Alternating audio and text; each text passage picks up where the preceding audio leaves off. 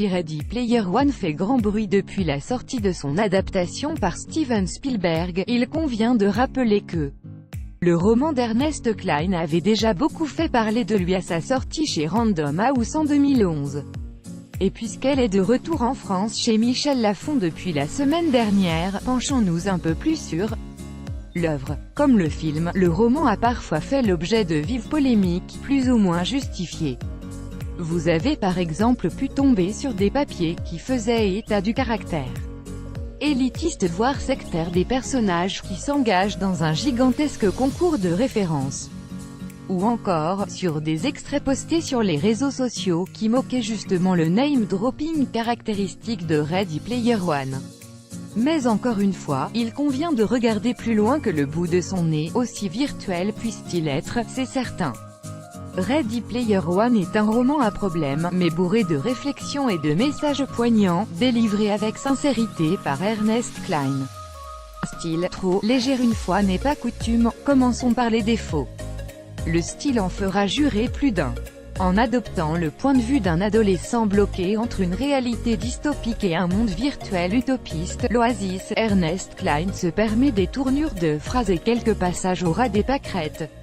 On pourrait toujours dire que l'auteur ne fait qu'adopter le phrasé de son héros, Wade Watt, mais de mon côté, j'aurais plutôt tendance à dire qu'il se cache derrière son âge pour écrire d'une manière plus légère, voire plus enfantine.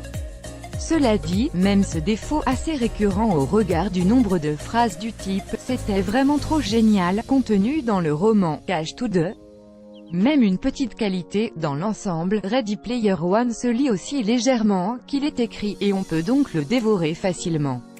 Et même mieux, entre deux doses de références un peu pointues, revenir dans le quotidien très légèrement décrit de Wade permet de souffler un peu.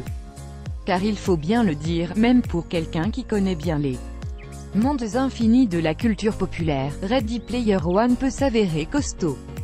Au début du roman, les références peuvent paraître très attendues, surtout pour un monde futuriste où Internet a évolué en une gigantesque réalité virtuelle, mais plus on avance plus les détails s'avèrent pointus, ce qui permet au passage de parfaire sa culture nerd. Parfois excluant, souvent pertinent puisqu'on parlait de la culture nerd, revenons sur le sujet. Il est vrai que par moments, Ready Player One peut s'apparenter à un gigantesque concours de geeks qui a tôt fait de faire décrocher le lecteur, ou pire encore, de le faire s'identifier à une masse de faux fans que les personnages principaux, et surtout les héros masculins, ne cessent de décrier. Mais encore une fois, au fil des pages, la création d'Ernest Cline se densifie.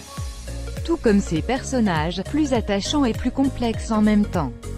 La qualité du roman, et elle est encore plus appréciable depuis la sortie du film étant d'ailleurs de passer du temps avec ces fameux personnages, dans leur quotidien réel comme leur quotidien virtuel.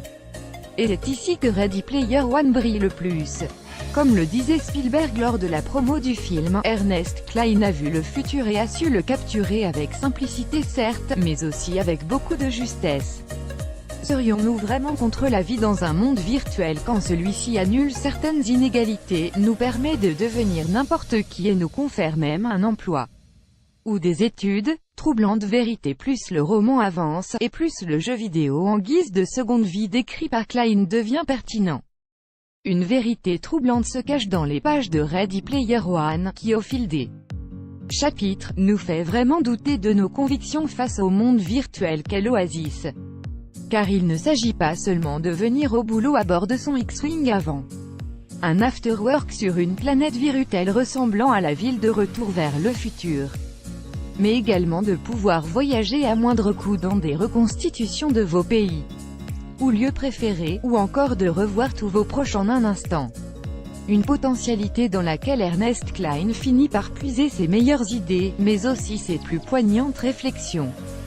S'il faudra pardonner quelques lourdeurs et pas mal de maladresse, du côté de l'écriture des personnages féminins par exemple, le bouquin parvient à bâtir un superbe message qui interroge la place de la culture populaire dans nos vies et l'importance des valeurs qu'elle peut véhiculer dans un monde toujours plus conformiste et liberticide. Autant de sujets qu'on ne retrouvait que trop timidement dans le film de Steven Spielberg, là où le roman d'Ernest Cline, malgré un style hasardeux et quelques passages aériens excluant, finit par faire naître du quotidien de nos héros embarqués dans une gigantesque chasse à l'œuf geek de puissantes interrogations, qui ne vous laisseront assurément pas indifférents.